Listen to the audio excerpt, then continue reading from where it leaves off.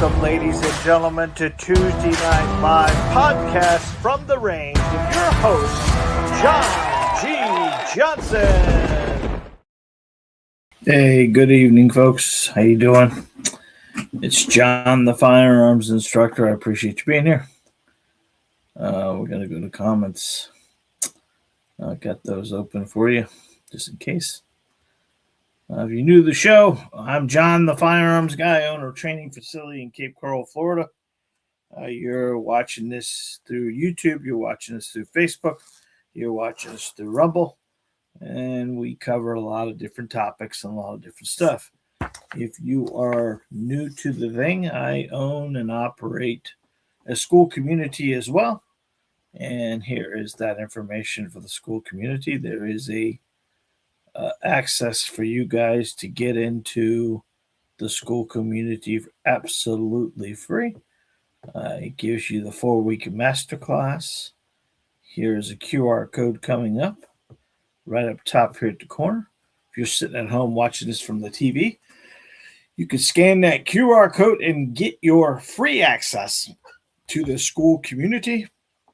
There are 400 people just like you wanting to become better shooters. And that's what the school community gives you. It gives you access to our handgun training system, which is Master Your Handgun in 4 weeks. Not only do you get the 4 weeks, but you get a 4-week ebook as well. So you get the ebook and you get the videos and everything's involved in it. And it costs you absolutely nothing. It's free. So you want to get into our school community, the QR code is up there. And you're more than welcome to join. We actually have a full community there with people, like-minded people just like you, learning tips, tricks, drills, and techniques. There are 3 different memberships available for you. There's the free one, which is always free. It's going to be free and is set for free. The other 2 are going to give you more access to me. The VIP is less than $1 a day, and it gives you the ability to be in contact with me completely, where the free membership, you're going to be in contact with me through the system itself. So you make that decision what you want to do and how serious you want to take your memberships.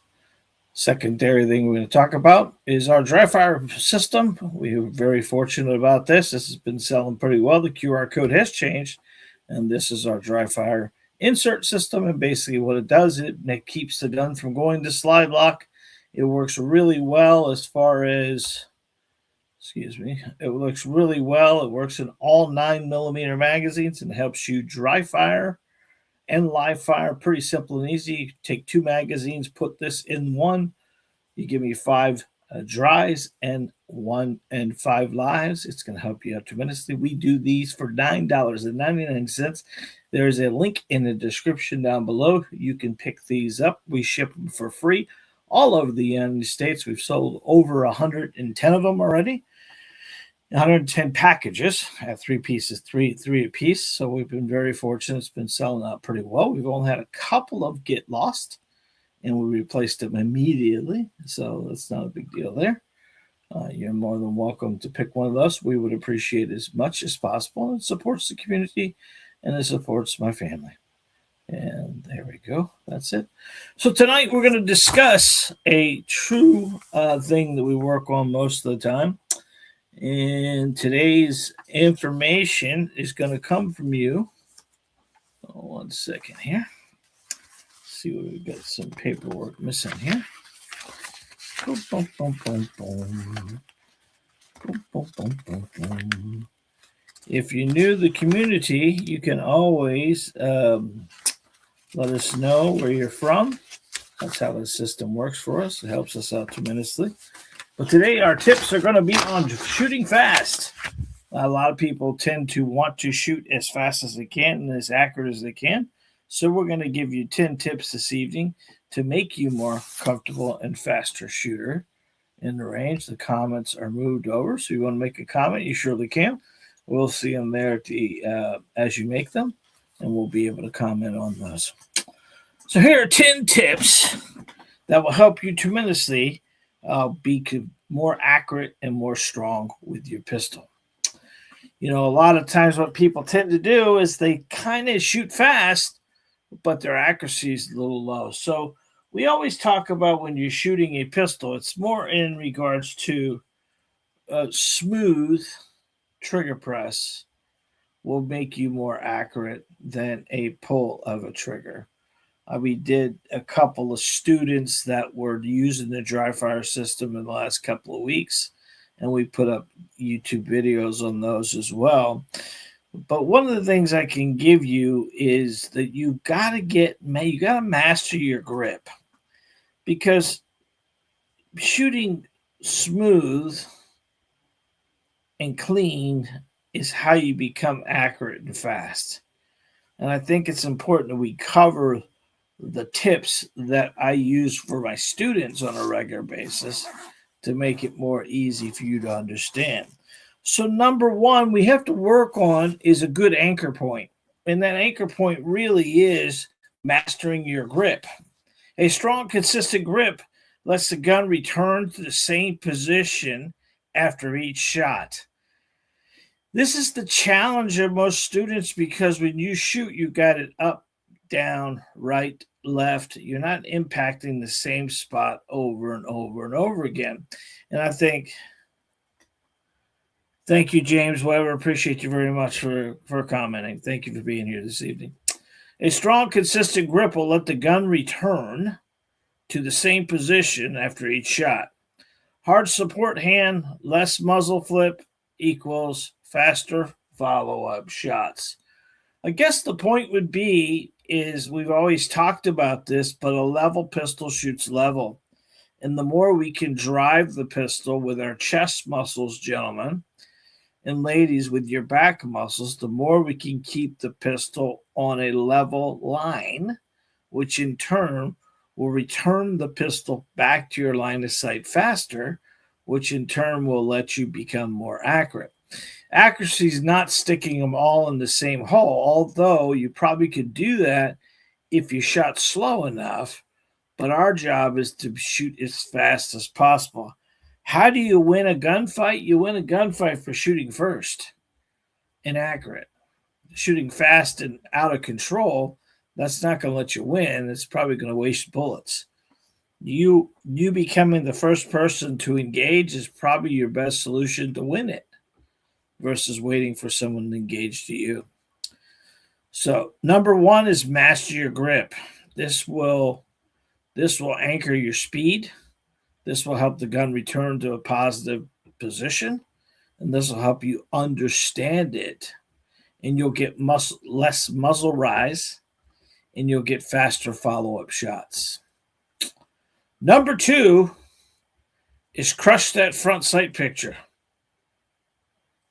You want to focus on that front sight as much as possible, but it's not about a perfect bullseye. It's about a perfect picture sight. You need to be good enough to hit the A zone inside alignment. And remember, we talk about this all the time, but the vital triangle starts at the shoulders and goes to the groin.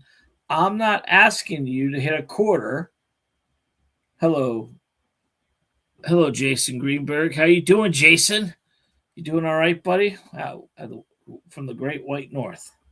Jason is. He's over the border in Canada. Thank you, Jason, for being here. I appreciate you very much. Probably a little cool this evening, isn't it? You don't need to be a perfect bullseye shooter. You just need to be fast enough to hit the A zone. And if you don't know what the A zone is, that's that area between from the top of the shoulders, right? From the top of the shoulders to about here. Now, in an IDPA target, they're always talking about this is the A zone, and they give you the headshot as the A zone, and then you have all the stuff out on one side or the other being the C zone. So, what we're looking for mostly on these targets is if you see the 7, 8, and 9, this is what we want to be up in this area right here on a continuous basis. That's why we stick a 6-inch paper plate right up top here. Most likely, if you can hit that, you're crushing it, man, and you're consistent. Nice day for the range. There we go. I'm sure it is, Mr. Any day's a good day for the range, my friend. It's a little cool in Florida. It was 44 this morning. We're getting kind of sick of this stuff, be honest with you. You know, I haven't worn a jacket this much in my life. It's been crazy. I don't know what to do. We're not even in. We're just getting into March. It's turkey season's right around the corner. Spring gobbler, and I'm kind of jonesing that a little bit. But I don't know if I want to be in the woods when it's freezing cold like this. Turkeys don't like to be out in the cold. They don't like it. So number 2 is crushing that front sight. Make sure you're following that front sight as much as possible. Jazz, how you doing? Good. Thank you for being here. Appreciate you commenting. You don't need to be a perfect bullseye shooter, but you got to hit that A zone. And that's important. Number 3 is we need to prep that trigger. We need to start taking that slack out of that trigger before your sights are settled. And then we don't have to worry about a little bit of creep, a little bit of trigger creep. And then once we've got that set, then we understand the instant break without jerking it. And that kind of helps us tremendously get comfortable. We want to cut that shot as smooth as possible without jerking the trigger. That's what the dry fire inserts do for you. That's what the 5 live and 5 dead dry fires. They're short today on a lady who was at the range today, bought her brand new pistol. And boy, did she change that up real quick. We're starting to do that more and more. We're taking students, getting them to buy the dry fire inserts, letting them shoot 5 live and 5 dead. Really let them see the manipulation they're doing with the pistol. They don't understand that they're pulling the trigger versus pressing the trigger, and that really makes a big difference. Using the tip of your finger to engage the trigger is probably one of the best things I can give a student, and let them understand the trigger prep and the trigger travel and the trigger drift. What happens a lot of times is they get a little carried away and rush the shot. We don't be rushing in these shots. We want to prep the trigger early. We want to get that trigger back before our sights are settled. That when the sights are settled, we can just apply a little bit more pressure than the weapons are going to cut.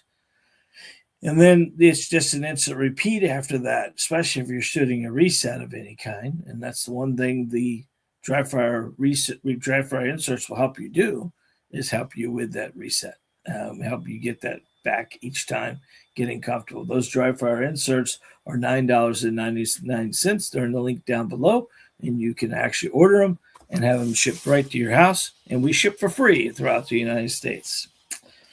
So number 4 is ride the recoil, don't fight it. Yeah, I'm a little torn on this one because we don't want to be allowing the gun to muzzle flip. A lot of you guys finish your shots by allowing it to rise a little bit. The problem with rising a pistol is it's got to come back down before you can engage the trigger. We want to ride the recoil, but we don't want to fight the recoil. The gun will recoil. It's going to recoil. It has to recoil. Or you're going to cause yourself more accuracy issues. But what I need you to do is, especially for the men, is keep that weapon driven out by using your pecs. For the ladies, use your back muscles. The more we can keep that pistol in our line of sight and level, the more we can absorb the recoil and keeping the weapon in control with your hands and putting the whole system together. The leverage I'm giving you on the pistol will allow it to stay level, and then you won't be fighting that recoil anymore. And I think this is something you just got to do a little bit of to try and see, and you can feel what a good shot. And this is the greatest thing ever nowadays when we're doing these new students that are coming in and we're doing 5 live and 5 dead. You can see these students start identifying bad trigger presses from the very beginning. Or should I say bad trigger pulls from the very beginning. A trigger press and a trigger pull are 2 different things. They are 2 different creatures. They cause 2 different actions. A press will keep a bullet in line. A pull will drip, drop, wiggle, move, or do anything else it can do and will cause you inaccuracy. We do not pull a trigger, we press a trigger. Number 5 is you need to get a good stance that you're comfortable in. I'm not real crazy about 1 foot forward and 1 foot back. I'm not trying to push a car across the parking lot. I'm trying to drive a pistol. But the more I can get my feet shoulder width apart, my belly button towards the target, and my chest and my belly pointed towards the target, the more accurate we're going to be. When we start turning our body and getting into this position, where our belly button is pointed in this direction, but the target's in this direction, it puts us off balance. And if we're off balance, we're not going to have that wide base we're looking for, or maybe that little bit of aggressive lean we're looking for with the nose over the toes. We're putting our nose, we're looking in this direction, but aiming in this direction. You can tell why that's going to cause you problems. That's going to cause an imbalance, an accuracy imbalance, which is going to cause you to shoot really probably low and left, maybe, or high and right. If you're right-handed and you're squeezing really hard with your right hand, this is a natural thing. If you've got this hand down, this elbow down, all your grip is right here where you're right-handed, you're going to push that gun off to the right.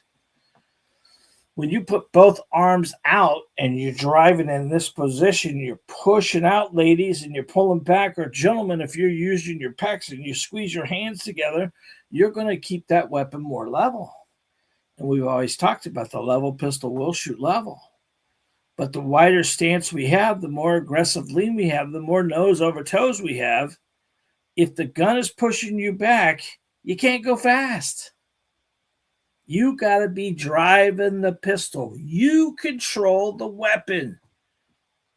If you want to shoot fast, the gun has to be, you have to be in control of the pistol. The pistol can't control you, or you're never going to run the gun quick. If it's rolling you back, pushing you back, that's raising that front post way high. And it's going to cause you a lot of inaccuracies that you can solve by just driving the pistol with your chest muscles, guys. And ladies with your back muscles. Funny thing today, I had a lady who went to one of our competition, a 5 weeks. I did 5 weeks. I meant 5 weeks. 5-week women's only training class. Big corporation. They have it every week. 5 weeks. First 5 minutes of class, she said, "You've taught me more in 5 minutes than I learned in 5 weeks." You know what I taught her today? Drive the pistol with your back muscles. Control the pistol. She said, "I've never been in control of a pistol better than I was in today." I said, "Don't tell me. Tell Google. Tell the reviews. Write the review, right? How can you spend 5 weeks teaching women to control a pistol if you don't tell them how to control a pistol?"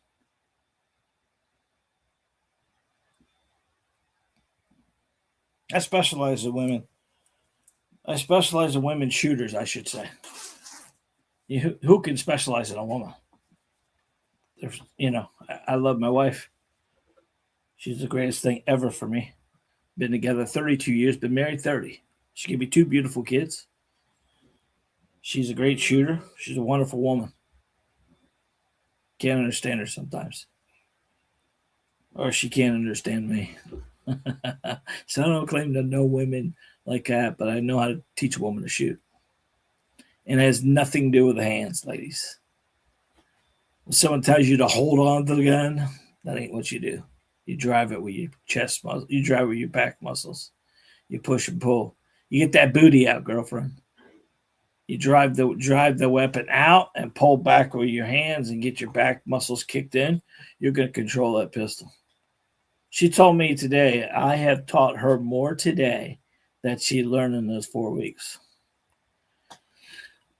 What's up, Joe? How you doing? Thank you for being here. That's the cool thing about being an instructor. We get to meet so many different people. I do 4 or 5 classes a week, 4 or 5 classes a day, to be honest with you. Sometimes we do 2 or 3, and then sometimes we'll do 6. So we average about 2.5 a day, basically. And they're mostly all brand new shooters, never shot before.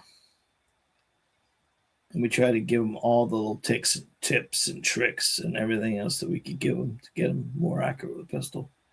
I think the biggest thing we could do with a student is to get them off the wall about shooting a deadly weapon. I think that's a misconception. Most people are not from Florida. They're from some other crazy place that criminalizes pistols so much that they grew up thinking that a firearm is a deadly weapon. And a firearm is not a deadly weapon because it can't do anything by itself. It can't pull its own trigger. It can't rack its own slide. It can't load its own magazine. It's just a tool. And I know most students understand this, but a tool needs an operator. And that's what you need to become as an operator. Stop thinking of a tool as a deadly weapon and start thinking of it as a tool, and then from there you got no issue, because then you can start running the pistol. Don't be afraid of it. I want you to respect it, but don't be afraid of it. There's no reason to be afraid of it, because it can't do anything without you. I've never known the firearm just went off. I know you've heard that. I know you have seen that. I know you have been told that, but in the moment the firearm goes off, it's because somebody put their finger on the trigger. And that becomes, I know about the 320 guys, don't go too crazy about the 320s. That's not every 320's ever done that. There's been some drop issues here and there, but that's the part. Number 6 is follow your sights back down. As the gun rises, you need to track your sights through the whole shot. You need to make sure you understand when the sight goes off, where it breaks. And then when it comes back down, we need to be in that same position when it breaks. The next shot should be pretty close to the same spot, or you're going to have shot placement problems. If you can't identify exactly where the first shot cut to allow the second shot to cut, it's going to be real challenging for you. And this is one of those things we need to follow our front sight back down to our line where we plan to cut it. We never want a pistol to cut down. We want it to rise up. This is going to stay on that line as much as possible. When you cut your shot, if you're shooting and the gun goes down at an angle like that, well, you're breaking your wrist or you're doing something weird. A gun at an angle is only going to shoot at an angle. A gun that is level will shoot level. So we need to make sure that we are keeping that gun rising up and down, not down in the shot. All right. Because when you're able to do that, you're able to track your sight system, follow it through, then break to the next shot. This being said, follow through is so important for us, because if you have to look over the pistol to see your impact, you're not trusting your sight system anyways. So we got to get to a point where we trust our sight system. There is a YouTube video scheduled for Thursday, I think, which is the white paper drill, which is a good drill for you, because this is a imaginary spot on a white piece of paper that I'm going to have you guys work this drill. You work this drill properly, your sights and where you're aiming is where the bullet's going to impact. And if it's not, then we need to fix our manipulation, whether it's coming from the trigger, from the grip, from the stance, from the trigger pull, from not lining your sights up properly, too much finger in, not enough finger in. There's something we're doing to not get that line perfect. And what we're looking for is we are aiming at a white piece of paper, no target, just the white piece of paper, and visually aiming at a white spot, a horizontal white spot, and impact your line. When you engage the trigger, make sure it's impacting where you're aiming and not below where you're aiming. And if it is, then you're doing some kind of manipulation of the firearm. And then that white paper drill, I think I did 4 lines or 3 lines, and I took a line and I screwed. After I shot my line, I went and put a line across it with a marker. And the first time I did it, I cut 2 down. I cut 2 shots below my line of sight. Well, the next thing I did is the next one, I only had 1 below my line of sight.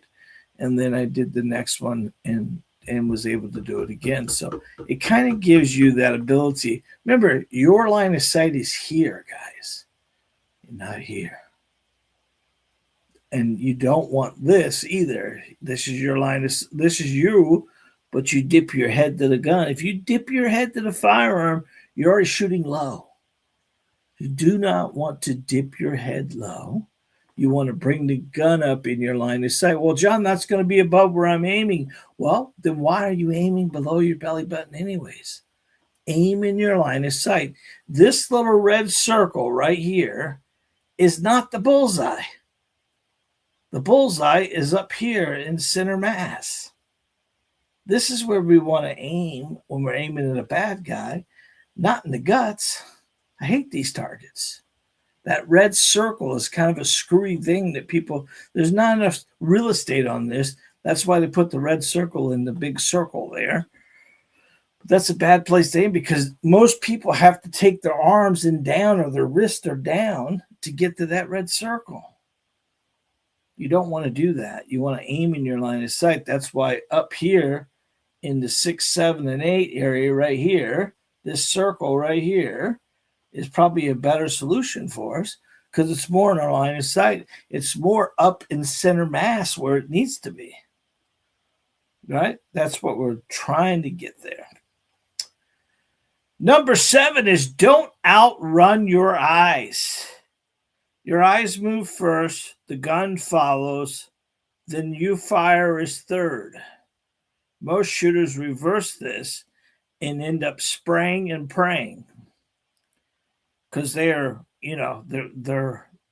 getting the system down backwards a little bit, right?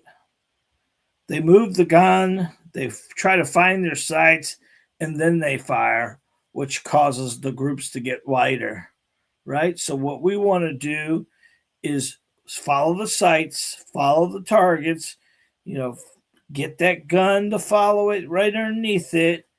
And then from there, most shooters are firing before they get their sights completely where they need to be. Our job is to level everything out, find your sight system, get comfortable with it, and repeat it. This is why we want to spend as much time possible in the slow cadence versus a fast cadence. A couple weeks ago, I did a 1-shot drill. Then I shot 2 shots. Then I shot 3 shots. Then I shot 4 shots. And then I shot 5 shots. And all we're trying to do is keep them level, and we stayed in the paper plate, and it worked out perfectly. But a lot of times people get carried away. One of the greatest things I can give you, a good drill to try, is the pause drill. And the pause drill is set up to as many rounds you have in it is the second you pause. So in other words, we're going to put 5 rounds in the magazine. We're going to do 5-second pauses. Shoot a round, count to 5, shoot another round, count to 5, shoot another round, count to 5. What this does is it slows down, and you're not dropping your arms during that 5. You're keeping them out in front of you. You're keeping engaged. You're keeping your trigger finger on the pistol. You're applying pressure to the trigger through those five counts to let the gun cut.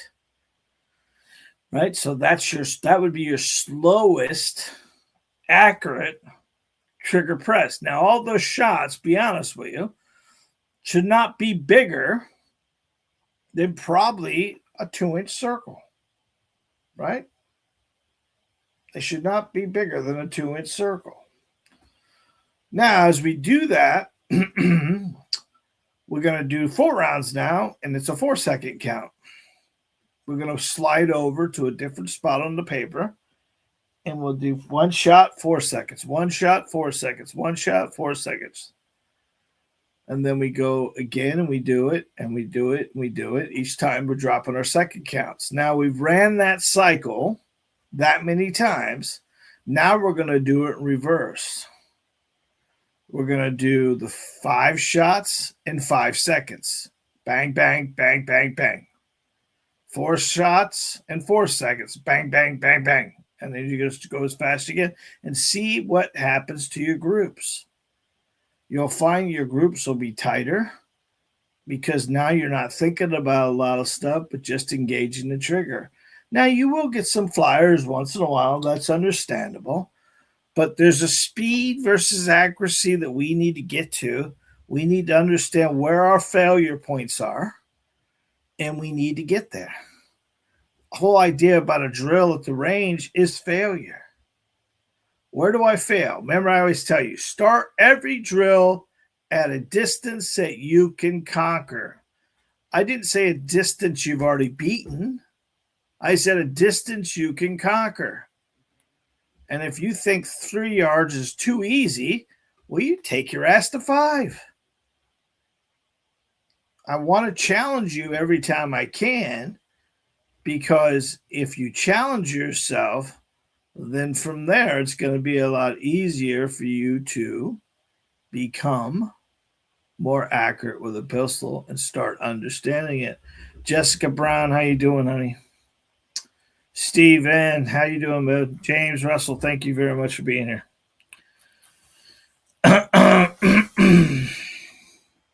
So we all want to don't overrun your eyes.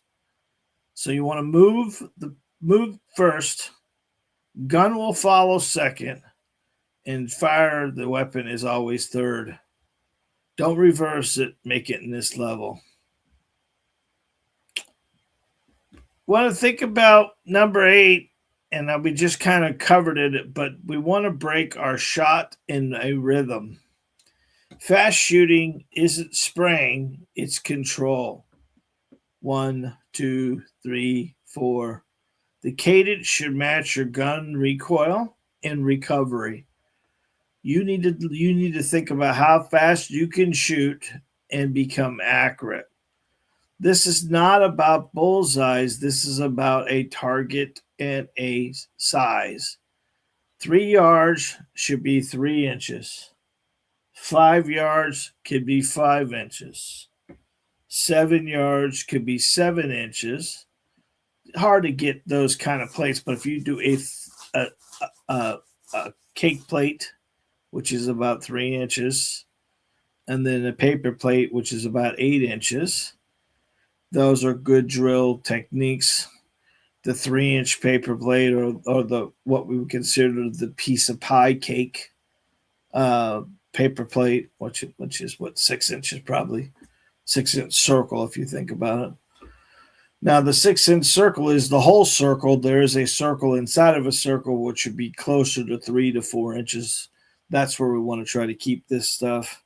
Those the cadence should match your recoil and recovery. You know how fast you can shoot to keep the gun level and to make sure every round counts. And if we're trying to be as accurate as we can be, we want to be more in the center of the paper plate than in the bottom 1/3 of the paper plate. In other words, if you are pulling the trigger, you're going to be hitting low on the paper plate. And if we're really thinking about it, that paper plate's pretty big. We don't need them all to be in the center of the paper plate, but we don't want to be out on the edges of the paper plate. And if you're out on the edges of the paper plate, you're doing some trigger manipulation that cause you to be out on those edges. Whether you don't have the gun over your dominant eye properly, maybe you got the gun over your nose and not over your dominant eye. Maybe you got too much finger in the gun. Maybe you're not over gripping with your right hand, under gripping with your left hand. There are a lot of manipulations can be done with the pistol itself. So the idea of this is we need to be consistent and find the spots, find the failures, and try to build on them the best you can. So number 8 is breaking the shot and into a rhythm that you can control. What I'd recommend for number 9 is call every shot. I need you to know where your every round went. Now, I've talked to you many times before about making sure your target and you have markers to identify your shots. And each shot you do, the easier it becomes for you to identify them. And the ones that you can see, like a 5-run string, and you do 5 of those in a row, and you always catch yourself on that first shot of that lost shot, jerking the shit out of the trigger, and you can start marking those. You're going to start seeing a pattern. And the pattern, most likely for most students, is the further they get away from the first shot, less control they have with the second shot, third shot, fourth shot, fifth shot. Sort of like they lose their power or strength the further we go. And that's why we've always told you guys, make sure that you're doing short round counts, 5 rounds or less, and make sure you're in control of it. Because I know I can control a firearm through 5 rounds.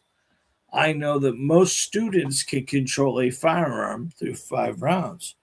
I know that most people who shoot over 5 rounds, their groups start to widen and they become fatigued, whether they like to hear it or not, because they're not in control of the pistol as much as they should be, because they're over fatiguing themselves by shooting 15 rounds.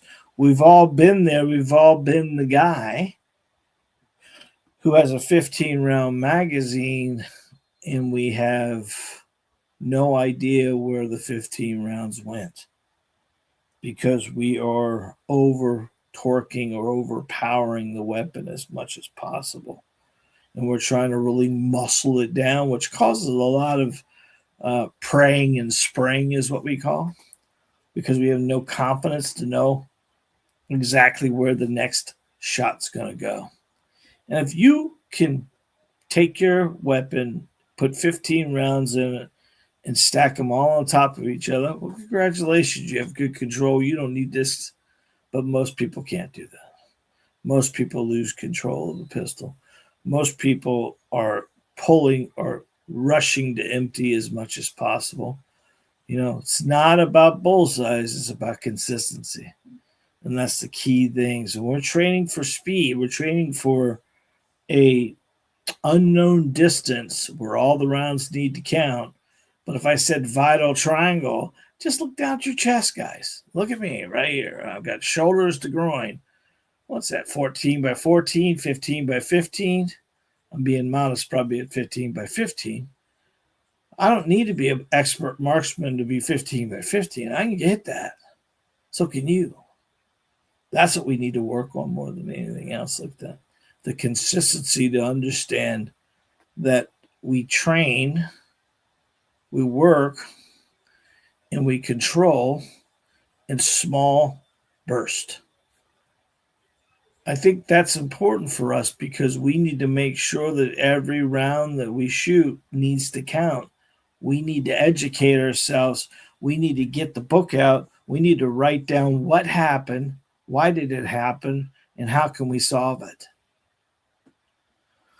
A lot of times manipulation happens in so many different ways, and too many people try to go to the range and try to figure it all out at one time. This cannot be done. That's why we did the master class in 4 weeks, because 1 week is about the foundation, second week's about trigger, third week's about trigger control and getting really, really comfortable.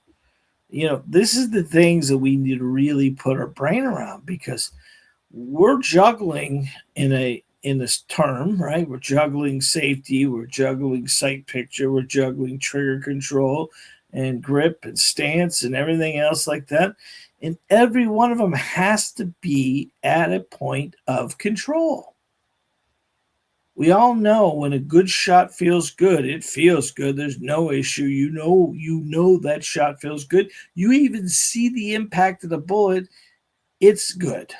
Well, that is easy. The problem is when shit hits the fan, how do we solve it? Can you tell the difference between a good shot and a bad shot?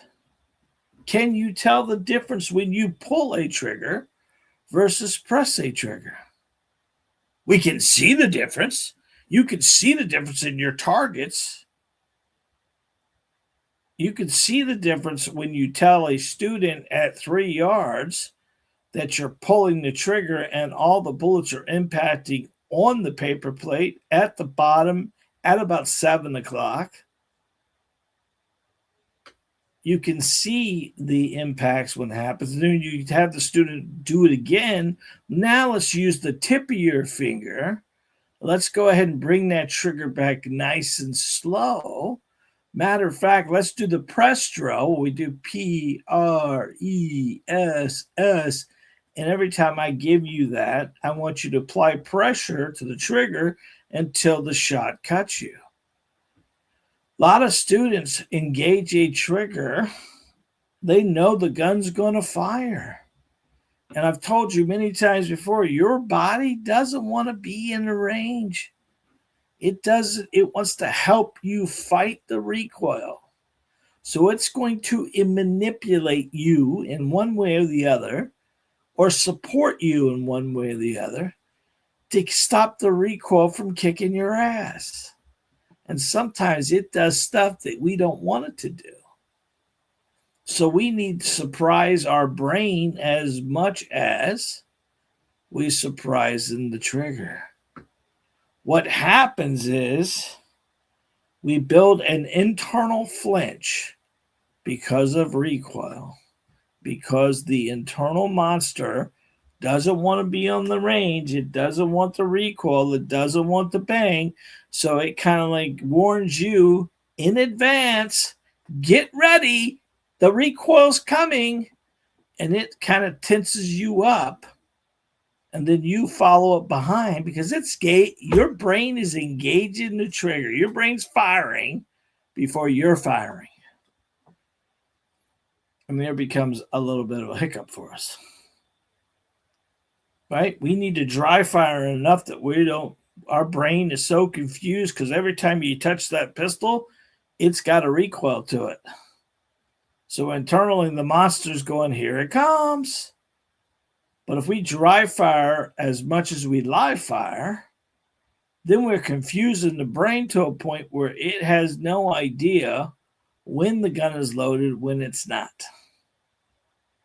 And then we can dry fire really solves the inaccuracy issues of the student. And then we're getting a trigger cycle that we can control. A level pistol that we control, a speed that we can run the gun and be confident. Listen, we all have good days and we all have bad days. I promise you that. I'm a prime example. I got a YouTube channel with about 850 fucking videos on there, and not every one of them is excellent marksman. You don't need an excellent marksman. You need someone that's got some challenges. That way, when we go in and we lay all this stuff out for you, you understand I'm just like you. I have the issues just like you. I have the inaccuracies once in a while. I'm a pretty good shooter, pretty accurate, but sometimes I pull the shit out of it. I just do. It's natural. It's natural for anybody. It's not natural to shoot a gun. It's not natural to have an explosion and everything going off in your hand. But as an offensive shooter, we got to build enough muscle memory in this son of a gun that we don't have to worry about what did I say on chapter 4, paragraph 3. You just got to know it. Just like you know driving, or just like you know your job, or just like you know, this is what I do all day. Hey, what do you do for a living? Oh, I'm an electrician. Oh, wow. Imagine that, you're an electrician.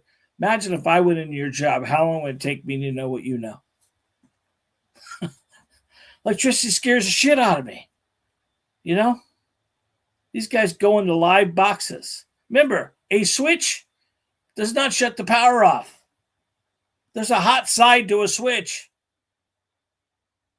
Right? You think turning off the switch over there makes the box cold. It doesn't make the box cold.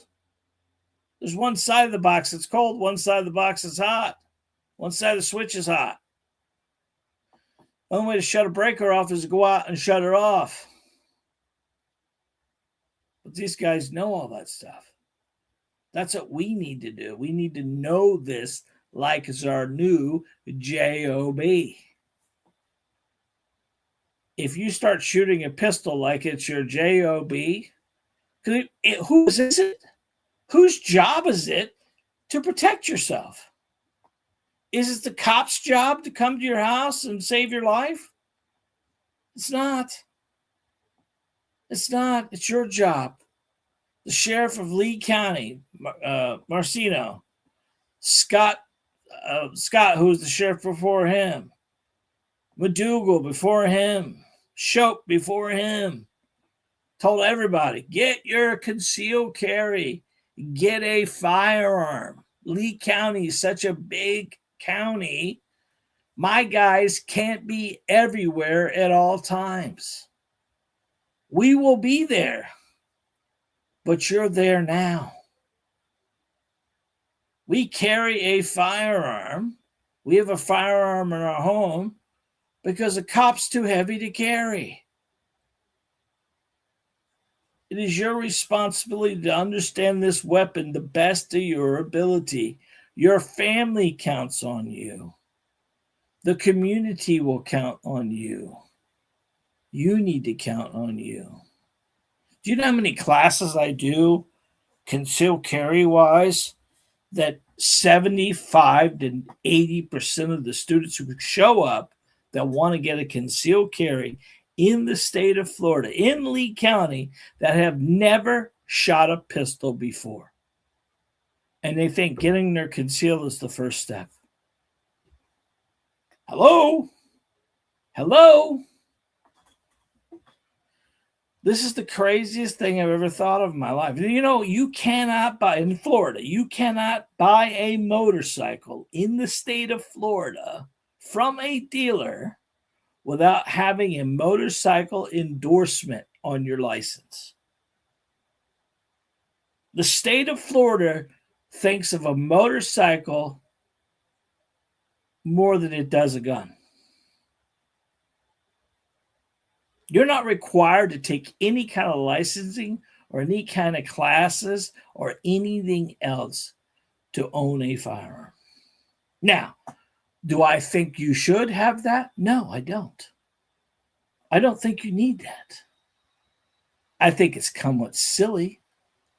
I had a lady call me today. They're from Canada. They've never shot a pistol before in their life. She called me and says, can we come rent firearms from you? Have you ever shot a pistol before? No, we've shot shotguns. I shot shotguns, not a pistol.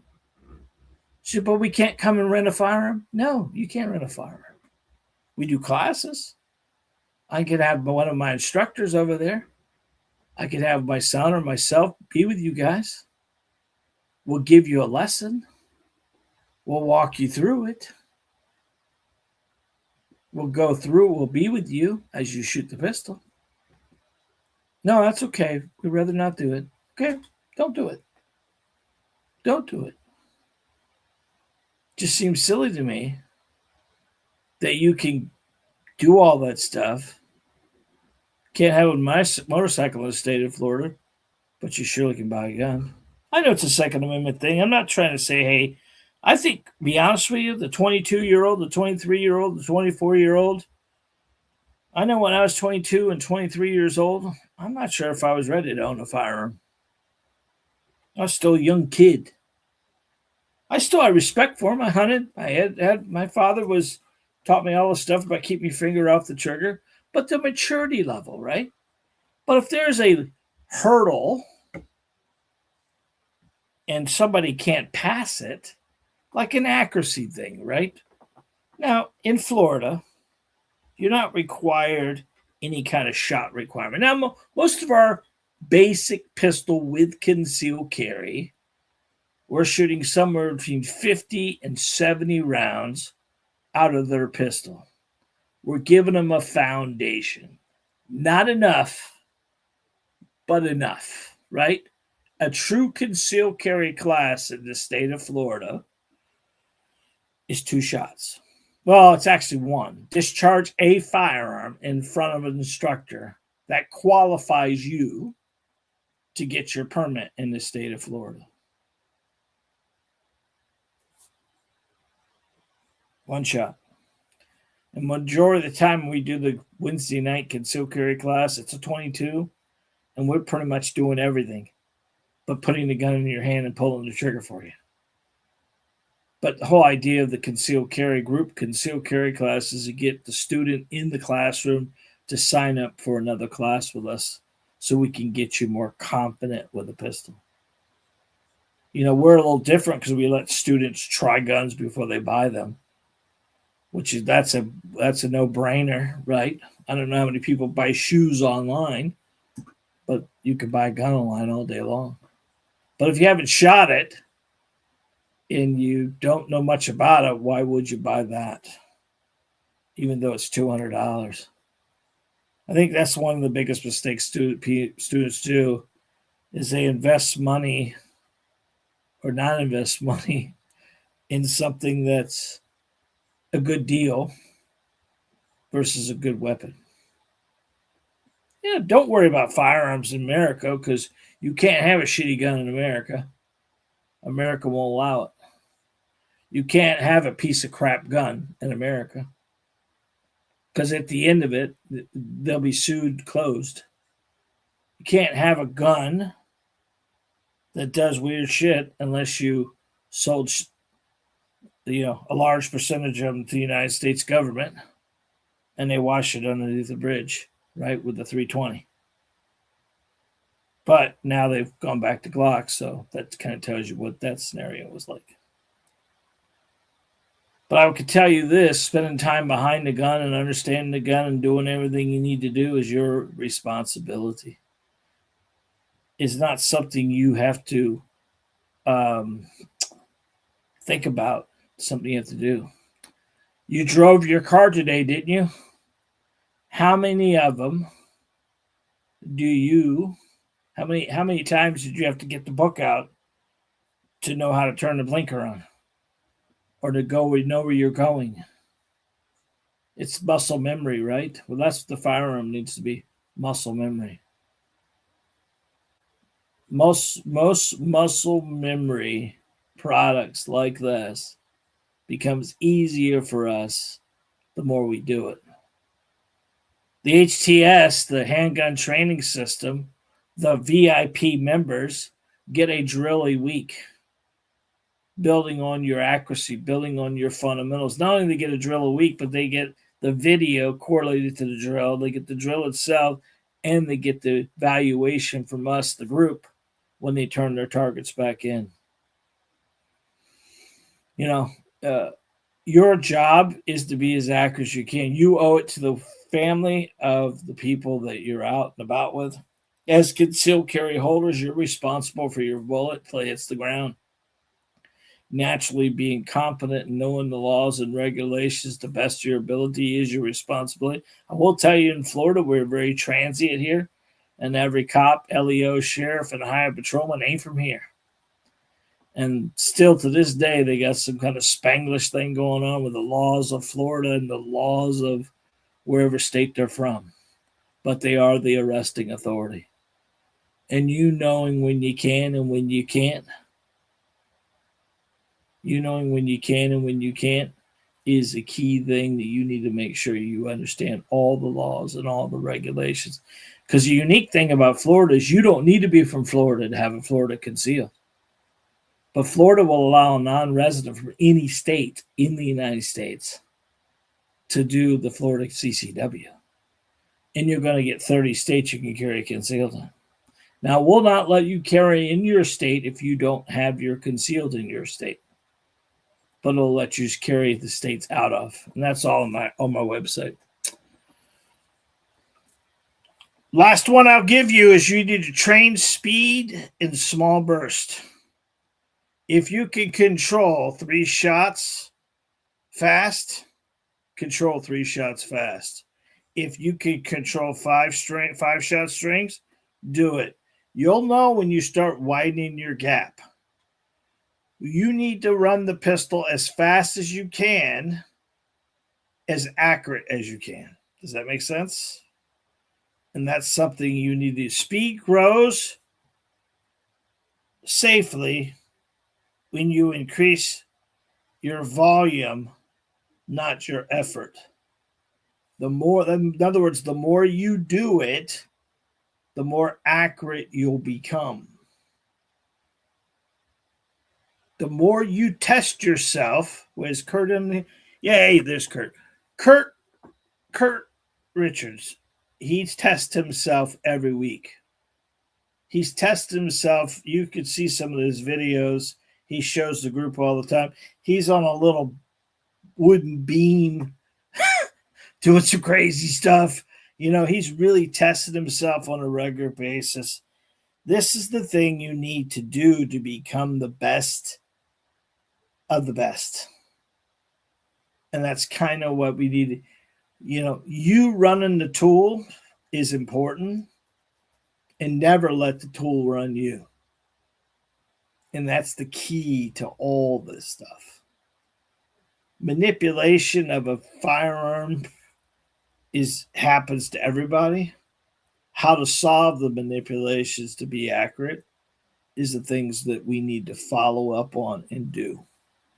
Spending time watching videos, doing it at the range, dry firing, watching the videos, paying attention to what other people are doing, challenging yourself. These are all things that are so important for us to become the best shooter we can be. And that's the kind of things that we try to give you through the HTS system. The accuracy is not rare, but it's not common. And it's so challenging to find the best of the best because you got to find where your weakness is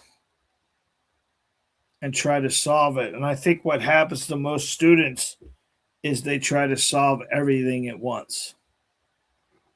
And that's why the HTS system is so important, because it gives you each week, it gives you a drill, it gives you a technique.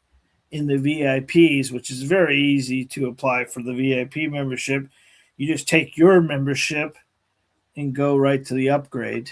There's an upgrade button. You can upgrade right to it. Pretty simple and easy. But for $1 a day, which is $28 a month, they have you can do a yearly for $270, but $28 a month, you're going to get full access. We're at 400 members right now. And now I'm getting to a point where I'm getting very busy.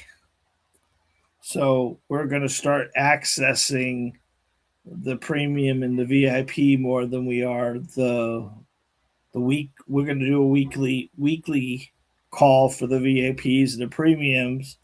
We're going to do a monthly call for the free group. I think that's going to work better for me. And it's going to, Tuesday night will always stay the same. Tuesday night, this is the YouTube Tuesday Night Live. This will always be available. And the guys from the group are still going to get this. No issue. It's just I've been doing a Monday night call for the group for everybody. And that's not respecting the VIPs and the premiums very much. Now, I only have a few of those, but I still want to make sure that they understand they're so important to me.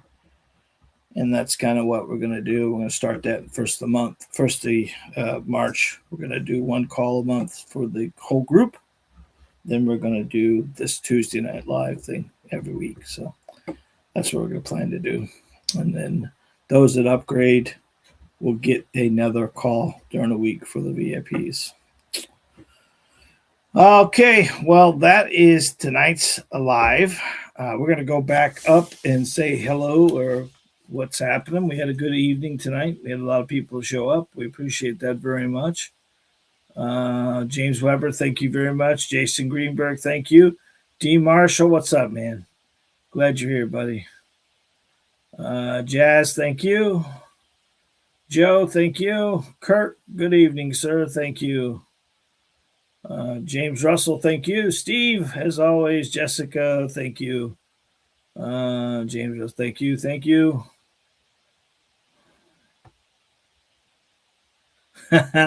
Come on down, Kurt. I'd love to have you, buddy.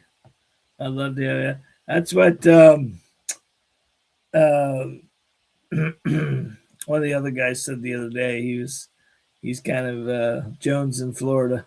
He's had enough of that shit. Jessica, I'll send you the link for the VIP, honey. That's right in our group there. And I have a Florida CCW. Yep. D. Marshall, you have a CCW. Thank you. Well, thank you very much, guys, for this evening. We appreciate you being here. Can you believe it's already the end of February already? It's crazy to think that Christmas is 10 months away. Our schedules are getting crazier and crazier. Hope you had a good night tonight. I appreciate you very much. Need anything from me, I'm always available for you. A good evening. Have a great night. And God bless. We'll see you next week. Same time, same place. 8 p.m. Eastern Standard for the Accuracy Hour.